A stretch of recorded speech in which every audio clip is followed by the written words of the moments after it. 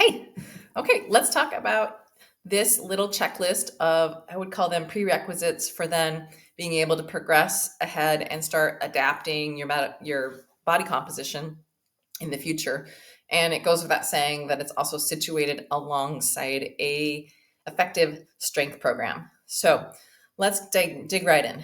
First meal within 2 hours of waking is a huge one, and it enables you to get enough nutrients throughout the day that you can have 3 meals and 3 doses of enough protein in particular, but fruits and veggies too, as you can see on the next 2 slides. It also is evident in research that having more food at the first portion of your day will enable you than you do in the second half of your day will enable you to have fewer cravings, less energy and mood swings, and just be overall more successful at staying on target with your overall goals. Next one is getting a dinner plate full of fruits and veggies. Another way to measure it would be getting at least 800 grams in weight on the kitchen scale per day, or 6 cups, like measuring cups, full per day. So for most of us, if we average that out, it's about 2 cups or 2 fists of fruits and veggies per meal for 3 meals per day. It seems like not that big of a deal to get, but everything is battling against us. Food culture it's hard to do unless we intentionally do it. The benefits are that we're getting enough fiber in our diet to prevent some of the things that come about as we move through aging, and also to process the protein that we're also pulling into our system. A lot of times it's almost twice as much or more than we're used to. So those two things kind of go side by side on the chart and on your plate.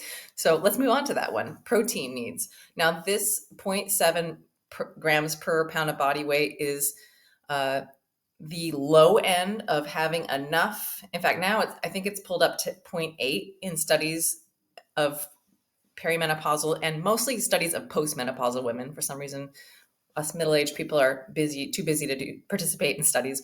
But anyway, 0.7 grams per pound will allow you to avoid losing muscle and bone mass and be physically active and do what you want to do and build muscle in the gym.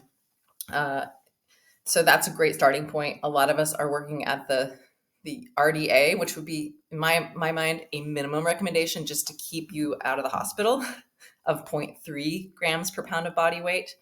So it may be a big shift for you. Take your time with it. It took me almost 10 months to move from 40 to 60 grams a day to 1 gram per pound of body weight, which is what I'm working at now, which is higher than that. I'll talk about that later if you want. Then from there, we fine tune fat and carbs so that you're not overloading one or the other. A lot of times I find when someone's not eating enough protein, they're eating plenty of carbs and fat to compensate. The fat is especially insidious. Not that fat is bad, but just that it contains 4 calories per gram versus carbs and protein, which only contain, I said 4, 9 calories per gram rather than 4 in protein and carbs. So it can really add up fast when you're eating to satiate with fat versus eating to satiate your protein needs. Treats get to stay, assuming you're doing the other things. There's room for treats in my life on the daily. Alcohol and liquid energy that has calories associated with it, that's kind of be more independently decided. I always encourage my clients to consider reducing or cutting out alcohol as much as possible because of all the risk factors that come up around bone density, metabolic health, not to mention just your waistline. It's just really hard to make body composition changes when you're continuing to have the same alcohol and other drink behaviors that you've been doing in the past. So that's the big 6. If you want to go another step into changing body composition, then keep moving down below on the next section, but don't move into that until you've figured this stuff out first. Okay?